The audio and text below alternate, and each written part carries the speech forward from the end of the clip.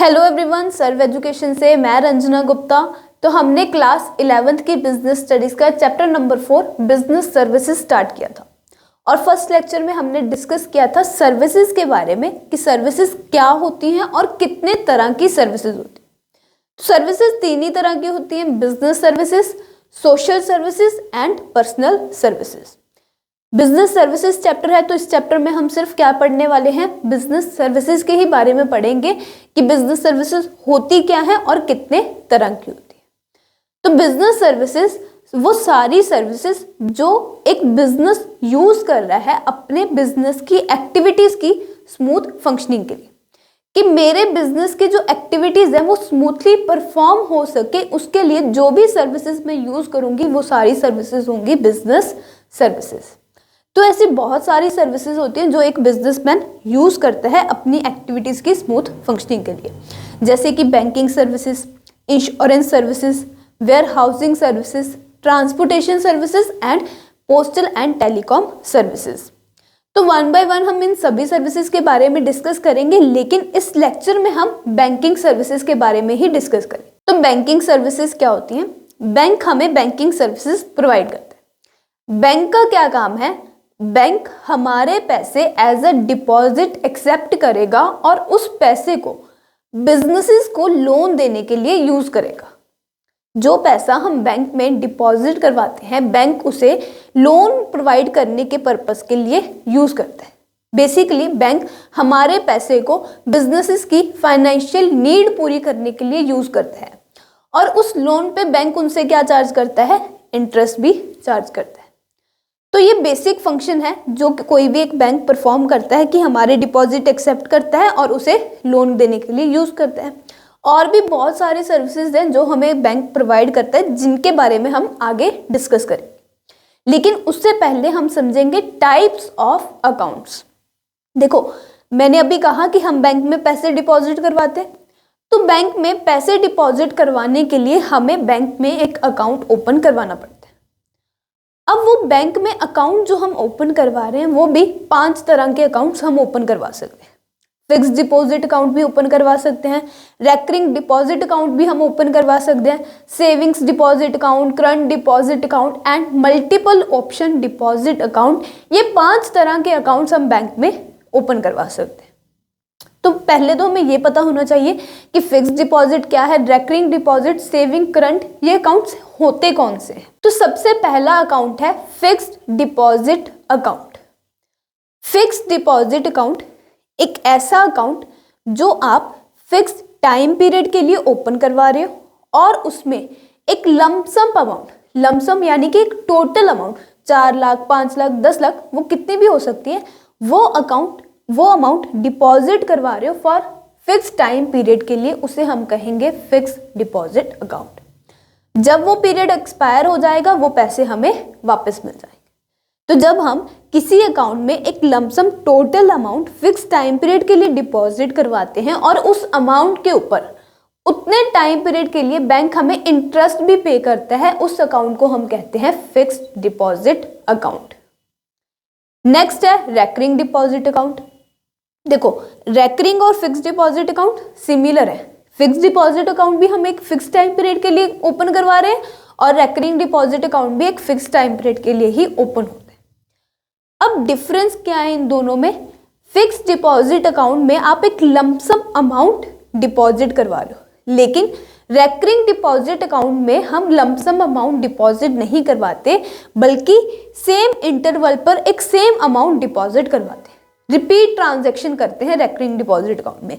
जैसे कि हर महीने में 500 रुपये जमा करवा रही हूँ, हर महीने अगर मैं किसी अकाउंट में 500 रुपये जमा करवा रही हूँ और वो अकाउंट मेरा एक फिक्स टाइम पीरियड के लिए ही ओपन करवाया हुआ है, तो वो अकाउंट होगा recurring deposit account. Recurring deposit account में जितने भी पैसे होंगे उसके ऊपर भी बैंक हमें इंटरेस्ट पे करेगा, लेकिन जो रेट ऑफ इंटरेस्ट है वो फिक्स डिपॉजिट अकाउंट से कम होता है। क्लियर हुई इतनी बात? थर्ड अकाउंट है हमारे पास saving deposit account. Saving deposit account जो है वो इन दोनों से डिफरेंट है। ये दोनों जो अकाउंट थे, फिक्स डिपॉजिट अकाउंट और रेकरिंग डिपॉजिट अकाउंट, वो हम फिक्स टाइम पीरियड के लिए ओपन करवा रहे हैं। लेकिन सेविंग अकाउंट में ऐसी कोई भी रिस्ट्रिक्शन नहीं होती कि आप फिक्स टाइम पीरियड के लिए ओपन करवाओ, वो आप जितने मर्जी टाइम तक के लिए ओपन करवा सकते हो। ना ही कोई फिक्स अमाउंट की रिस्ट्रिक्शन होती है, जितने पैसे आपके पास हैं आप उतने डिपॉजिट करवा सकते हो और जब मर्जी चाहे विड्रॉ भी करवा सकते हो। सेविंग अकाउंट के ऊपर भी हमें बैंक इंटरेस्ट पे करता है, लेकिन जो इंटरेस्ट हमें सेविंग अकाउंट के ऊपर मिलता है वो इन दोनों अकाउंट से कम होता है। और मैंने एक बात कही कि सेविंग अकाउंट में हम जब मर्जी पैसे डिपॉजिट करवा सकते हैं और जब मर्जी पैसे विड्रॉ भी करवा सकते हैं, लेकिन डिपॉजिट करवाने और विड्रॉ करवाने की जो ट्रांजैक्शन है उनके ऊपर कुछ रिस्ट्रिक्शंस होती है। मतलब कि ऐसा नहीं है कि आप दिन में जितनी मर्जी ट्रांजैक्शंस कर दो। तो सेविंग अकाउंट में हम डिपॉजिट जितने मर्जी पैसे करा सकते हैं, लेकिन कुछ रिस्ट्रिक्शंस होती हैं सेविंग्स अकाउंट पे। फोर्थ अकाउंट है हमारे पास current deposit account. Current deposit account में जो सेविंग के ऊपर हमारी रिस्ट्रिक्शन है ट्रांजैक्शंस के ऊपर, वो खत्म कर देगी। जितने मर्जी पैसे आप डिपॉजिट करवाओ, जितने मर्जी पैसे आप विड्रॉ करवाओ, मतलब कि जितनी मर्जी ट्रांजैक्शंस आप एक दिन में कर सकते हो। बेसिकली बिजनेसमैन जो होते हैं वो करंट अकाउंट ओपन करवाते हैं अपने बिजनेस के लिए, क्योंकि बिजनेस में जो अकाउंट ओपन होता है वो हम डेली बेसिस पे जो ट्रांजैक्शंस करते हैं उनके लिए हम ओपन करवाते हैं। तो इसके लिए हमें क्या सूट करता है? करंट डिपॉजिट अकाउंट, क्योंकि करंट डिपॉजिट अकाउंट में जो ट्रांजैक्शंस हम करते हैं उसके ऊपर कोई भी रिस्ट्रिक्शन नहीं होती। लेकिन करंट डिपॉजिट अकाउंट पे बैंक हमें इंटरेस्ट पे नहीं करता। तो चारों account, fix deposit account, recurring deposit account, saving deposit account और करंट डिपॉजिट अकाउंट आपको क्लियर हुए। लास्ट है हमारे पास मल्टीपल ऑप्शन डिपॉजिट अकाउंट। देखो मल्टीपल ऑप्शन डिपॉजिट अकाउंट जो है उसके पास सेविंग और करंट और फिक्स डिपॉजिट के फीचर्स होते हैं। फॉर एग्जाम्पल कि मैंने एक अकाउंट ओपन करवाया, वो अकाउंट मैं सेविंग अकाउंट भी ओपन करवा सकती हूँ या फिर करंट अकाउंट भी ओपन करवा सकती हूँ। दोनों में से आप कोई भी अकाउंट ओपन करवा रहे हो। अगर मैं उस अकाउंट की एक लिमिट सेट कर दूं, मान लो कि 5 लाख मैंने लिमिट सेट कर दी। लिमिट सेट की कि जब मेरे इस अकाउंट में 5 लाख रुपए हो गए, जब मेरी ये लिमिट पूरी हो जाएगी तो मेरा अकाउंट फिक्स डिपॉजिट अकाउंट में कन्वर्ट कर दिया जाए। जब मैंने बैंक अकाउंट ओपन करवाया तो मैंने या तो सेविंग्स अकाउंट ओपन करवाया या फिर करंट अकाउंट ओपन करवाया, लेकिन साथ में एक रिस्ट्रिक्शन भी, एक लिमिट भी सेट कर दी कि जब मेरी ये लिमिट पूरी हो जाए, जब मेरे अकाउंट में 5 लाख रुपए हो जाए, तब मेरा अकाउंट फिक्स डिपॉजिट अकाउंट में कन्वर्ट कर दिया जाए। तो ऐसे अकाउंट को जिसमें हम एक लिमिट सेट कर देते हैं और उस लिमिट के बाद वो अकाउंट फिक्स डिपॉजिट अकाउंट में कन्वर्ट हो जाता है, उस अकाउंट को हम कहेंगे multiple deposit account, multiple option deposit account. तो पांचों तरह के अकाउंट्स आपको क्लियर हुए, कौन कौन से हैं और क्या क्या इनका यूज है। तो अब नेक्स्ट टॉपिक है हमारे पास different types of banks in India. देखो जो हम बैंक की बात कर रहे हैं, इंडिया में 4 तरह के बैंक्स हैं: commercial banks, cooperative banks, specialised banks and central bank of India. Commercial banks, जो बैंक मैंने अभी आपको बताया, जो हमसे डिपॉजिट एक्सेप्ट करते हैं और उस पैसे को लोन प्रोवाइड करने के लिए यूज करते हैं, वो होते हैं कमर्शियल बैंक्स। कमर्शियल बैंक्स जिन लोगों को लोन प्रोवाइड करते हैं उनसे इंटरेस्ट चार्ज करते हैं। Basically commercial banks profit making के लिए काम करते हैं। नेक्स्ट है कोऑपरेटिव बैंक्स। सेकेंड चैप्टर में हमने कोऑपरेटिव सोसाइटीज डिस्कस की थी कि कोऑपरेटिव सोसाइटीज अपने मेंबर्स के लिए काम करती हैं। तो कोऑपरेटिव बैंक्स जो हैं वो भी अपने मेंबर्स के लिए काम करते हैं, अपने मेंबर को credit facilities, loan facilities etcetera provide करते हैं। थर्ड है स्पेशलाइज्ड बैंक्स। स्पेशलाइज्ड बैंक्स, जो बैंक स्पेशल पर्पस के लिए फॉर्म किए गए हैं, जैसे कि NABARD, national bank of agriculture and rural development, agriculture और रूरल डेवलपमेंट के लिए बनाया गया है। तो इस तरह के बैंक्स जो किसी स्पेशल पर्पस के लिए बनाए गए हों, उन्हें हम कहेंगे स्पेशलाइज्ड बैंक्स। लास्ट है central bank of India. Central bank जो इन सारे बैंक्स को रेगुलेट करता है, इन सारे बैंक्स को कंट्रोल करता है, वो है central bank of India. Commercial bank को भी, कोऑपरेटिव बैंक्स और स्पेशलाइज्ड बैंक सबको कंट्रोल करने वाली बॉडी कौन है? सेंट्रल बैंक ऑफ इंडिया, यानी कि RBI, reserve bank of India. तो चारों तरह के बैंक्स आपको क्लियर हुए, commercial banks, cooperative banks, specialised banks and central bank यानी कि आरबीआई। तो अब हमने टाइप्स ऑफ अकाउंट्स भी डिपॉजिट कर लिए कि कितने तरह के बैंक अकाउंट्स हम ओपन करवा सकते हैं और कितने तरह के बैंक्स हैं। अब हम डिस्कस करेंगे some important services provided by banks. अब ये जो बैंक्स है हमें क्या क्या सर्विसेज प्रोवाइड करते हैं, उन सर्विसेज के बारे में हम डिस्कस करेंगे। तो क्या क्या सर्विसेज है? Bank draft, cheque, overdraft, cash credit and last is loan. तो ये कुछ इंपॉर्टेंट सर्विसेज हैं जो कोई बैंक हमें प्रोवाइड करता है। तो वन बाय वन सभी सर्विसेज के बारे में डिस्कस करेंगे, लेकिन सबसे पहले बैंक ड्राफ्ट और चेक को कंपैरिजन में समझते हैं। चेक के बारे में सभी ने सुना है। चेक एक डॉक्यूमेंट है जिसे हम फंड ट्रांसफर करने के लिए यूज करते हैं। बैंक ड्राफ्ट भी ऐसे ही एक डॉक्यूमेंट है जिसे हम फंड ट्रांसफर करने के लिए यूज करते हैं, लेकिन दोनों में डिफरेंस क्या है? देखो, जो चेक होता है ना उसे अकाउंट होल्डर इशू करता है। मेरा अगर एक्सिस बैंक में अकाउंट है तो मैं उस अकाउंट की अकाउंट होल्डर हुई, मैं चेक इशू कर सकती हूँ थर्ड पार्टी के अगेंस्ट। लेकिन अगर मुझे किसी बैंक ड्राफ्ट को इशू करके फंड ट्रांसफर करने हैं तो बैंक ड्राफ्ट मैं खुद इशू नहीं कर सकती, मुझे बैंक के पास जाके बैंक से बैंक ड्राफ्ट बनवाना पड़ेगा। यानी कि बैंक ड्राफ्ट जो है उसे बैंक इशू करता है और चेक जो है उसे अकाउंट होल्डर इशू करता है। एक तो ये डिफरेंस हुआ। दूसरा, अगर मैं किसी को चेक इशू करती हूँ तो वो एक बैंक से दूसरे बैंक में भी एक्सेप्ट हो जाएगा। यानी कि अगर मैं एक्सिस बैंक का चेक इशू कर रही हूँ तो वो आईसीआईसीआई बैंक में भी एक्सेप्ट हो जाएगा। लेकिन जो बैंक ड्राफ्ट होता है वो दूसरी ब्रांच में तो एक्सेप्ट हो सकता है, लेकिन दूसरे बैंक में एक्सेप्ट नहीं हो सकता। अगर बैंक ड्राफ्ट हम इशू कर रहे हैं तो एक्सिस बैंक से ड्राफ्ट आईसीआईसीआई बैंक में एक्सेप्ट नहीं होगा, एक्सिस की एक ब्रांच से दूसरी ब्रांच में एक्सेप्ट हो सकता है। तो ये बैंक ड्राफ्ट और चेक का डिफरेंस है, लेकिन दोनों ही डॉक्यूमेंट्स हम फंड्स ट्रांसफर करने के लिए यूज करते हैं। क्लियर हुआ? थर्ड हमारे पास सर्विस है ओवरड्राफ्ट सर्विस।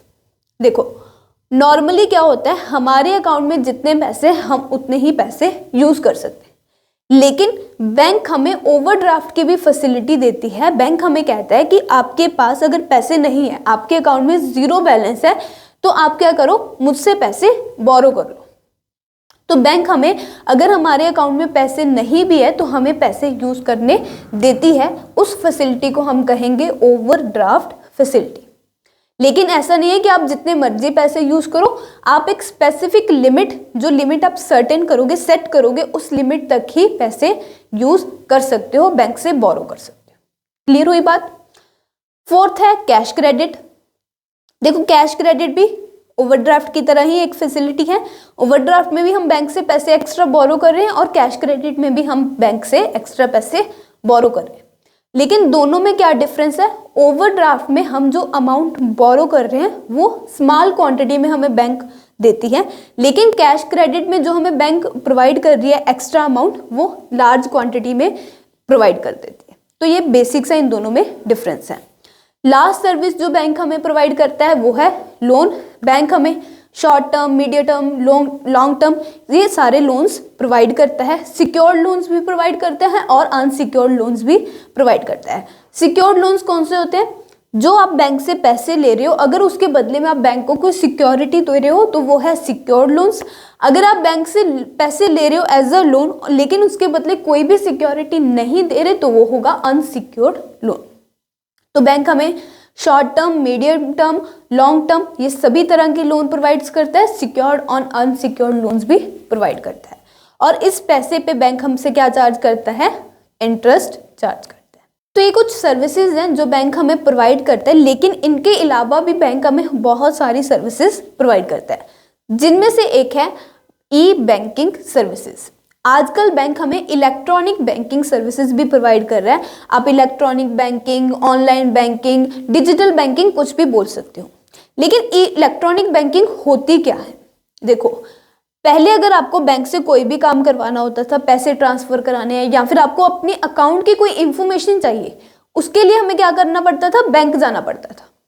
लेकिन आजकल क्या है, हम इन सभी कामों के लिए बैंक नहीं जाते, घर पर ही बैठे लैपटॉप, मोबाइल्स में इंटरनेट की हेल्प से ये सारे काम कर लेते हैं, फंड्स भी ट्रांसफर कर लेते हैं, अपना अकाउंट भी खोल के देख लेते हैं कि कितने पैसे हैं कितने नहीं है।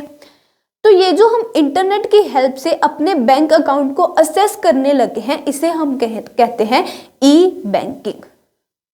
इस सर्विस को जो हमें घर बैठे मिल जाती है इंटरनेट की हेल्प से, इस सर्विस को हम कहते हैं ई बैंकिंग सर्विसेज। कि सारे काम हम क्या कर रहे हैं, मोबाइल और लैपटॉप से इंटरनेट की हेल्प से कर रहे हैं, बैंकिंग वाले सारे काम, उसे हम कहेंगे ई बैंकिंग सर्विसेज। क्लियर हुआ ई बैंकिंग क्या है? सिंपल सी बात है कि हम घर बैठे इलेक्ट्रॉनिक मोड से डिजिटल पेमेंट्स करते हैं, ई बैंकिंग। ई बैंकिंग समझ आया आपको? अब देखो ई बैंकिंग आने से हमें बेनिफिट्स क्या हुए। ई बैंकिंग आने से हमें बहुत सारे बेनिफिट्स हुए, जैसे कि हमें 24 आवर्स की सर्विस मिलने लगी। पहले हमें बैंकिंग सर्विस सिर्फ 9 to 5 जितने बैंकिंग आवर्स होते थे उस टाइम तक ही सर्विस मिलती थी, लेकिन ई बैंकिंग की हेल्प से अब हम 24 आवर्स अपने बैंक अकाउंट को असेस कर सकते हैं, जब मर्जी चाहे पैसे ट्रांसफर कर सकते हैं। कन्वीनियंट है। पहले हमें कुछ भी काम करवाना हो, छोटे से छोटा काम, तो बैंक जाना पड़ता था, आजकल हम घर बैठे ही काम कर लेते हैं, तो कन्वीनियंट है। लेस रिस्की है। अगर आपको कहीं बाहर जाना है तो आपको उसके लिए कैश कैरी करना पड़ता था, लेकिन आजकल ई बैंकिंग की हेल्प से आपको क्या करना पड़ता है, कैश कैरी करने की ज़रूरत नहीं है, आपको ऑनलाइन पैसे अवेलेबल हो जाते हैं। और क्या है, अनलिमिटेड एक्सेस है। पहले आपको बैंक जाके काम करवाना पड़ता था, अब आप दिन में, घर में, ऑफिस में, कहीं पर भी बैठे अपने बैंक को जितनी मर्जी टाइम चाहे एक्सेस कर सकते हो, जितनी मर्जी चाहे फंड्स ट्रांसफर कर सकते हो। तो ई बैंकिंग आने से हमें ये सारे फायदे हुए कि हमें 24 आवर्स सर्विस मिलने लगी, रिस्क कम है, इसमें कन्वीनियंट है और अनलिमिटेड एक्सेस है ई बैंकिंग का, कि हम अनलिमिटेड टाइम अपने बैंक अकाउंट को एक्सेस कर सकते हैं। तो ये जो सारे बेनिफिट्स हैं, ये बेनिफिट्स हुए कस्टमर्स को, कि कस्टमर्स को इन सारी चीज़ों का फायदा हुआ ई बैंकिंग आने से। लेकिन बैंक्स को ई बैंकिंग का क्या बेनिफिट हुआ? बैंक्स को भी ई बैंकिंग का बहुत बेनिफिट हुआ, जैसे कि रिड्यूस वर्कलोड।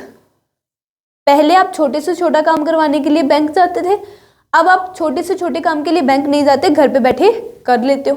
तो उससे क्या हुआ, जो बैंक एम्प्लॉयज हैं उनका वर्कलोड कम हो गया। तो पहला तो ये बेनिफिट हुआ। दूसरा, अनलिमिटेड नेटवर्क। अब देखो, जब भी हम बैंक अकाउंट ओपन करवाने जाते हैं तो वो क्या होता है, तुरंत हमारी जो इंफॉर्मेशन है वो इंटरनेट पे फिल हो जाती है, तुरंत जो बैंक की साइट होती है उसके ऊपर हम सारी इंफॉर्मेशन चढ़ा देते हैं। तो इससे क्या है, अनलिमिटेड नेटवर्क की आपकी जो इंफॉर्मेशन है, बैंक की सभी ब्रांचेस के पास आपकी बैंक की इंफॉर्मेशन है। पहले हम जिस ब्रांच में हम अकाउंट ओपन करवाते थे उस बैंक से ही हम अपना काम करवा पाते थे, लेकिन आजकल क्या है, इंटरनेट की हेल्प से हमारे अकाउंट की इंफॉर्मेशन सभी ब्रांचेस के पास होगी, तो आप किसी भी ब्रांच में जाके अपना काम करवा सकते हो। तो ये बेनिफिट हुआ ई बैंकिंग आने से। क्लियर हुई इतनी बात? अब देखो, ई बैंकिंग में हम कब से कह रहे हैं कि ऑनलाइन फंड्स ट्रांसफर करने का मोड है, इंटरनेट की हेल्प से हम फंड्स ट्रांसफर करते हैं, लेकिन ई बैंकिंग में फंड्स ट्रांसफर करने के लिए हमारे पास तरीके कौन कौन से हैं?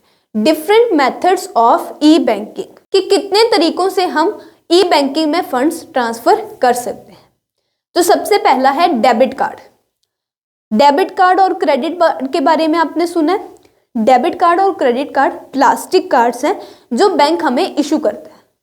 देखो, डेबिट कार्ड और क्रेडिट कार्ड जो है वो हम पेमेंट्स करने के लिए, पैसे विड्रॉ कराने के लिए यूज़ करते हैं, लेकिन दोनों में डिफरेंस क्या होता है? डेबिट कार्ड से जो हम पेमेंट कर सकते हैं वो बस उतनी ही पेमेंट कर सकते हैं जितने पैसे हमारे अकाउंट में होंगे।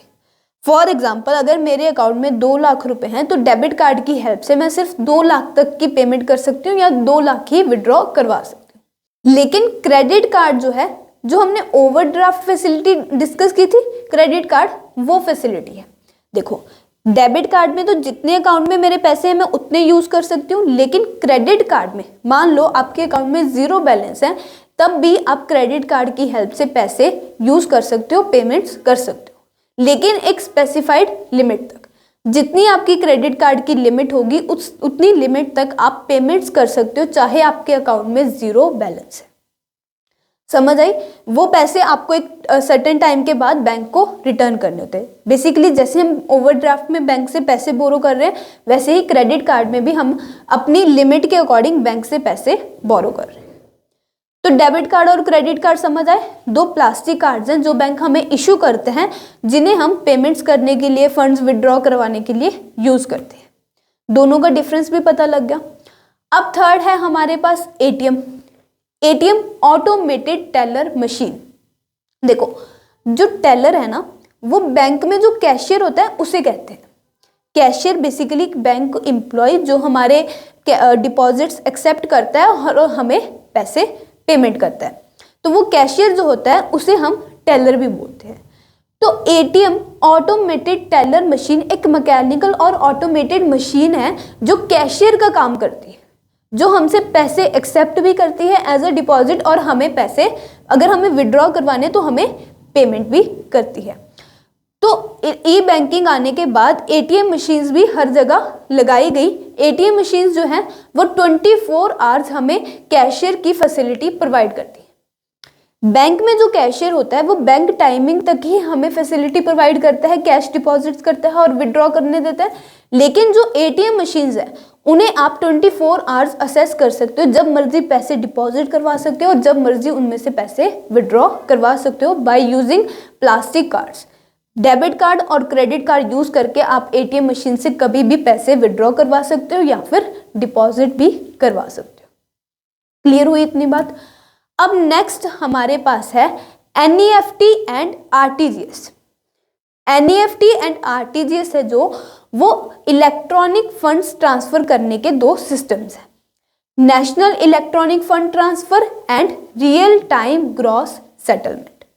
जो हम नेट बैंकिंग यूज करते हैं उस नेट बैंकिंग में हमारे पैसे ट्रांसफर करने का जो सिस्टम है वो हमारे पास दो सिस्टम्स हैं, एनईएफटी एंड आरटीजीएस।